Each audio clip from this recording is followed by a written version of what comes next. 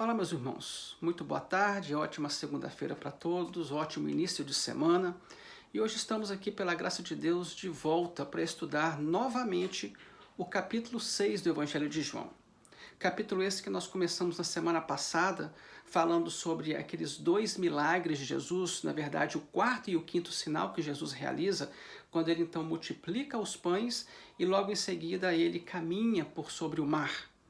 E obviamente que esses 2 sinais de Jesus desencadeiam naquele grande discurso que nós também já começamos a estudar, que foi o discurso do pão da vida.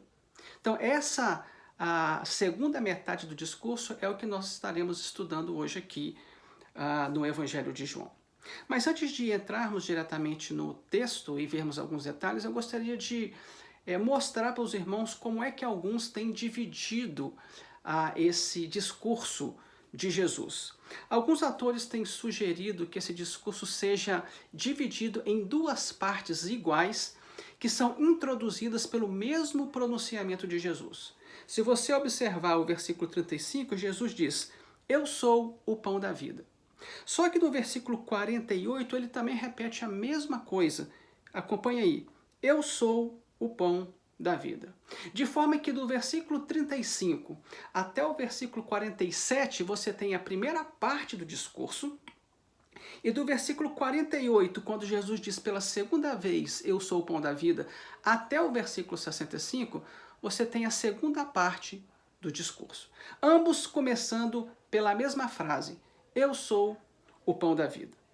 Agora, vamos observar as semelhanças entre as 2 partes desse discurso. Se você for comigo lá para a primeira parte, que vai do versículo 35 ao 47, você vê primeiramente Jesus declarando: "Eu sou o pão da vida", no versículo 35. Mas logo em seguida você vai encontrar uma frase no versículo 40, no finalzinho do versículo, quando ele diz: "E eu o ressuscitarei no último dia". Aí você vai para o versículo 41 e você encontra uma murmuração dos judeus pelo fato de Jesus ter dito que ele era o pão da vida. O versículo 41 diz: "Murmuravam, pois, dele os judeus, porque dissera: Eu sou o pão que desceu do céu". E aí, então, logo após isso, você vai para a quarta parte dessa primeira sessão do discurso, onde você vai encontrar do versículo 43 ao 45, Jesus dando uma resposta à murmuração dos judeus. Então perceba que do versículo 35 ao 47, nós temos a primeira parte do discurso, onde você encontra o pronunciamento "Eu sou o pão da vida", você encontra "Eu ressuscitarei no último dia", essa frase, você encontra a murmuração dos judeus e a resposta de Jesus em relação a essa murmuração. Quando você vai para a segunda parte do discurso, que vai do versículo 48 até o versículo 65, você encontra essa mesma estrutura. Olha o versículo 48 começando: "Eu sou o pão da vida". Mas logo em seguida, você vai para o versículo de número 54 e você vai encontrar a frase: "E eu o ressuscitarei no último dia", igual à frase do versículo 40 da primeira parte. Logo em seguida, você vai para o versículo 61 e vai encontrar os judeus murmurando. Quando Jesus diz assim: "Muitos dos seus discípulos, tendo ouvido tais palavras, disseram: Duro é este discurso, quem o pode ouvir?". Você observa então aqui novamente os judeus murmurando. E dos versículos 63 a 65, você então vai encontrar a resposta de Jesus àquela murmuração. Então você observa que nós temos aí um grande discurso dividido em 2 partes, começando ambas partes pela frase "Eu sou o pão da vida", e ambas partes com estrutura muito semelhante uma à outra. Pois bem, é exatamente dentro desse grande contexto aí que nós vamos encontrar um dos temas mais relevantes do Evangelho de João vindo à tona.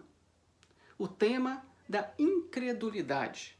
Tema esse que nós já havíamos visto no capítulo 3, no capítulo 4, no capítulo 5 e agora então retornando novamente no capítulo 6. É interessante que esse tema da incredulidade vem logo à tona no primeiro versículo, no versículo 36, logo após Jesus ter dito o primeiro: "Eu sou o pão da vida". Olha o que diz o versículo 36.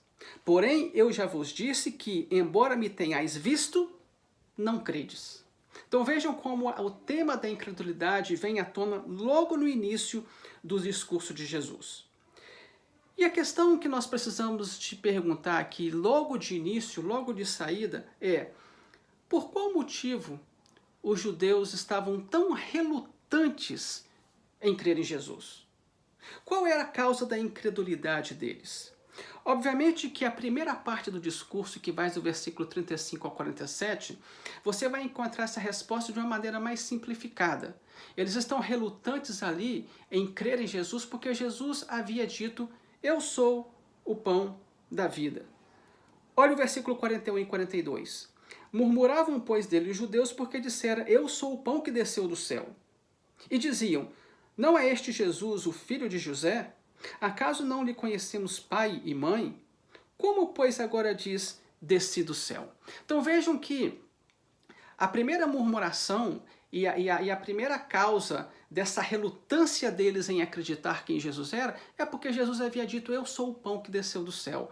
Como se Jesus fosse o próprio maná, e os irmãos lembram bem que na semana passada nós vimos essa comparação entre o maná que teoricamente Moisés havia dado aos israelitas e agora Jesus dizendo que ele era o verdadeiro pão que havia descido do céu.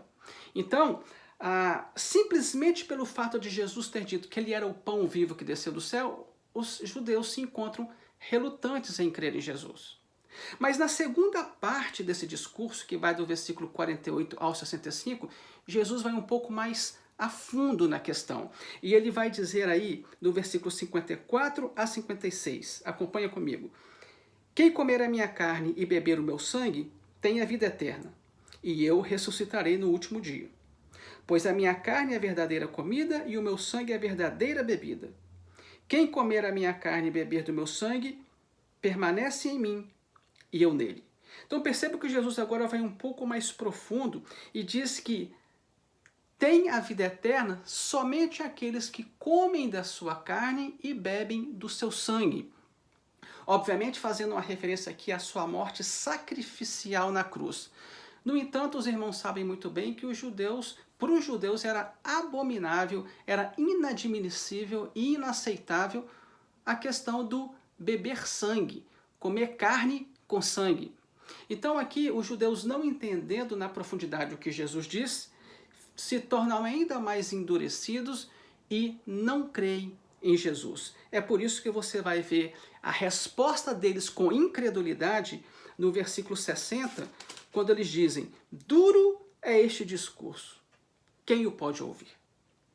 Então vejam que o tema da incredulidade é trazido aqui à tona em meio desse contexto, um tema extremamente importante para o Evangelho de João. E a pergunta então é: após entendermos a relutância deles em crer em Jesus, a pergunta que nós precisamos fazer é: por que então eles não creem? Por que os judeus não creem em Jesus quando Jesus então proclama esse seu discurso? Se os irmãos retornarem comigo para o capítulo 5, Jesus já havia dado uma resposta aos judeus para a incredulidade deles.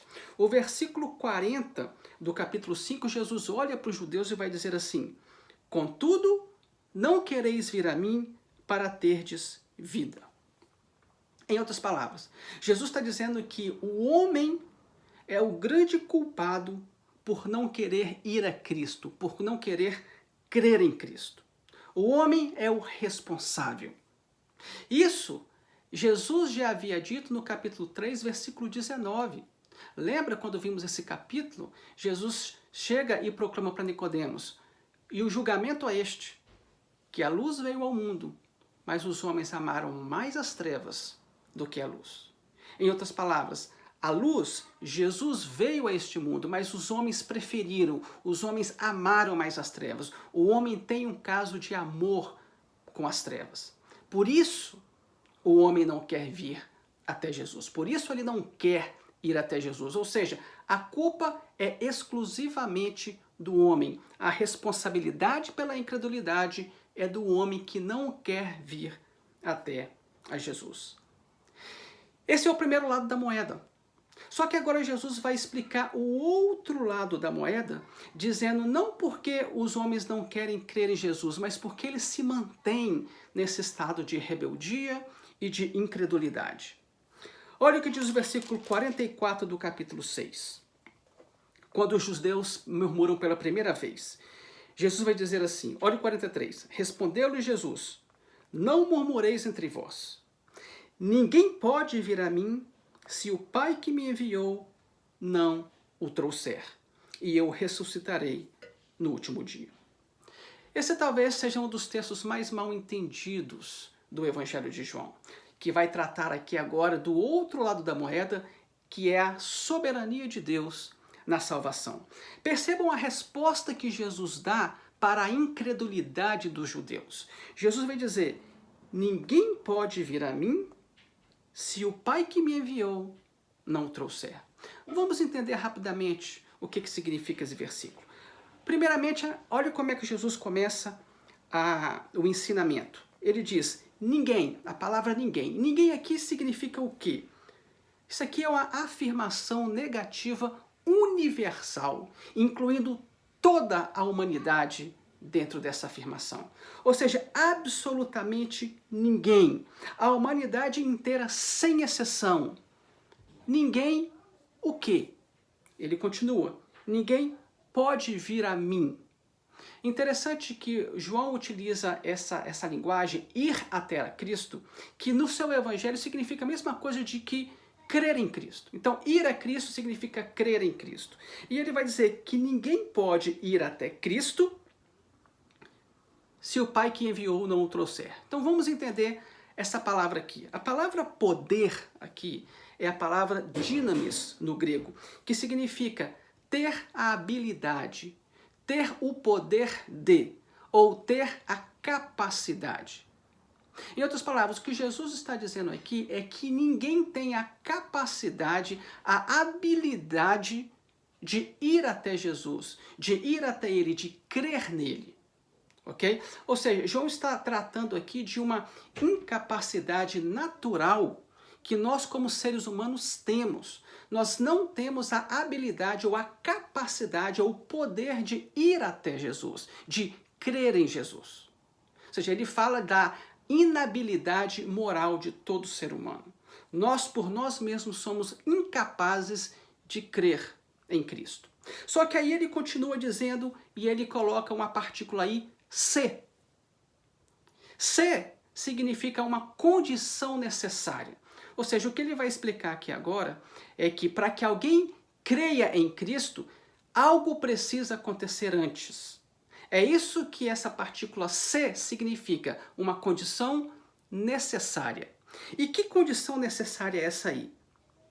O Pai que enviou tem que trazer aquela pessoa. É isso que o texto diz.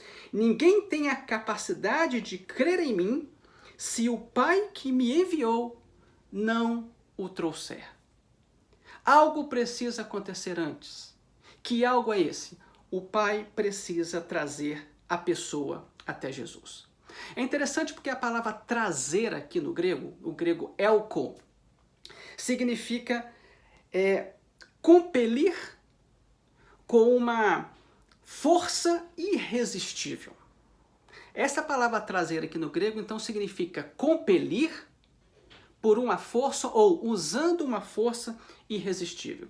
Essa é a mesma palavra que vai aparecer lá em Atos, capítulo 16, versículo 19, quando os judeus, então, depois de terem ouvido a pregação de Paulo e Silas, arrastam Paulo e Silas para fora do templo.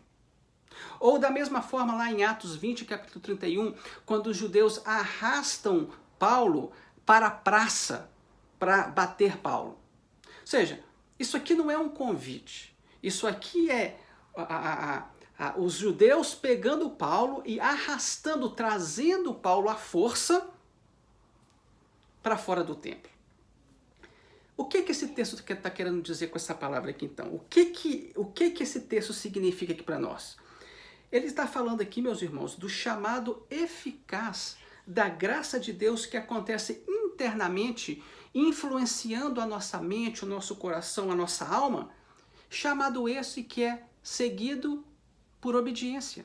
É o chamado eficaz de Deus. É quando a graça de Deus renova o coração, a vontade do pecador, o que torna Cristo tão apelativo e tão atraente que é impossível que aquela pessoa diga não à proclamação do Evangelho. E a pessoa, então, após ter a sua vontade renovada pela graça de Deus, motivada pelo seu amor, ela vem por livre e espontânea vontade. Ou seja, essa atração de Deus trazendo a pessoa até a Cristo é motivada pelo amor dele, mas é o Senhor Deus que precisa fazer isso antes que a pessoa creia em Cristo. É por isso que você tem a partícula C indicando essa condição necessária para que a pessoa então creia em Cristo. A menos que isso aconteça, nós jamais temos o poder e a capacidade de crer em Jesus. Ou seja, o que o versículo aqui quer nos mostrar no versículo 44 é que ninguém é capaz de crer em Jesus, a não ser que Deus, pela sua graça, tome a iniciativa primeiro e nos atraia e nos conduza até Jesus.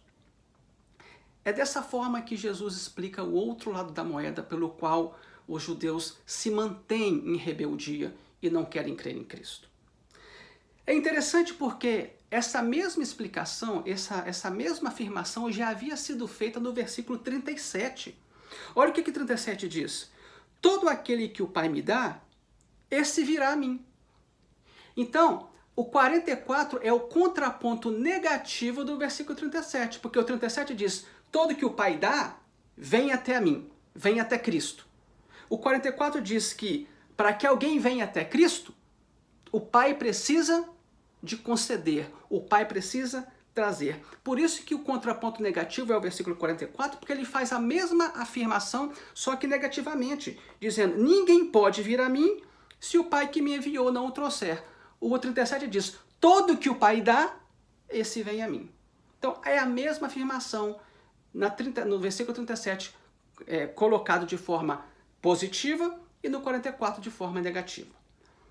Isso é tão importante porque na segunda parte do discurso, que vai do versículo 48 ao 65, Jesus vai enfatizar a mesma coisa. Porque nessa segunda parte do discurso, o tema da incredulidade aparece novamente. Olha o que diz aí os versículos de números 64 e 65. Jesus diz, contudo, há descrente entre vós, pois Jesus sabia desde o princípio os que não criam e quem o havia de trair. Aí olha o versículo 65. E prosseguiu, por causa disso é que vos tenho dito, ninguém poderá vir a mim, se pelo Pai não lhe for concedido. Ou seja, Jesus repete novamente o versículo 44. Uma vez que o tema da incredulidade vem à tona, Jesus vai dizer, olha, eu já disse isso para vocês. Vocês não creem porque o Pai ainda não os trouxe. Vocês não creem e ninguém poderá vir a mim se o Pai primeiro não conceder. Eu já havia dito isso a vocês. É por isso que ele começa o versículo dizendo, por causa disso é que vos tenho dito. Vos tenho dito o quê? Aquilo que ele já falou e afirmou no versículo 44 e 37. Meus irmãos, é aquilo que nós temos dito desde o início do Evangelho de João. Jesus está aqui trazendo a causa, a questão da incredulidade e a causa, a razão pelo qual as pessoas não creem. A incredulidade é responsabilidade exclusiva do homem. Esse é o outro lado da moeda. A fé é dom de Deus. Bom, esse discurso sobre o pão da vida, e principalmente sobre essa parte do comer do corpo e beber do sangue de Jesus, foi tão duro que muitos dos seus discípulos abandonaram a Jesus. É isso que o versículo 66 diz. À vista disto, muitos dos seus discípulos o abandonaram e já não andavam com ele. Obviamente que o versículo 67, então, Jesus vai virar para aquele seu círculo mais íntimo dos 12, e olha que, por causa do versículo 66, que muitos abandonaram, olha aqui que o próprio Jesus diz aos 12. Então perguntou Jesus aos 12, porventura quereis também vós outros retirar-vos? Ou seja, Por causa da dureza do discurso, muitos abandonaram e agora Jesus vira então para os 12 e diz, vocês também querem ir embora? E aí nós temos aquela afirmação maravilhosa do apóstolo Pedro, quando ele diz no versículo 68, respondeu-lhe Simão Pedro, Senhor, para onde iremos? Só tu tens as palavras de vida eterna. E aí, Pedro continua no 69 e vai concluir nos dizendo, nos revelando quem Jesus é. E ele vai dizer, e nós temos crido e conhecido que tu és o Santo de Deus. Muito interessante isso, porque a pergunta que a gente precisa de fazer é, por que João insistiu em colocar essas palavras de Pedro aqui? Por que João quer revelar a pessoa de Jesus no seu evangelho? E os irmãos lembram desde o início quando eu tenho dito, a razão pelo qual João está escrevendo o seu evangelho é para que nós creiamos e ao crer tenhamos vida eterna. Não foi assim no capítulo 3, no versículo 16, quando Jesus se revela a Nicodemos como filho do homem e ele vai dizer, porque Deus amou o mundo de tal maneira que deu o seu Filho unigênito para que todo aquele que nele crê não pereça, mas tenha a vida eterna.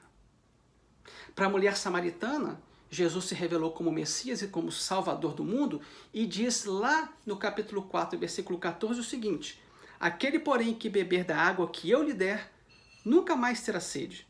Pelo contrário, a água que eu lhe der será nele uma fonte a jorrar para a vida eterna.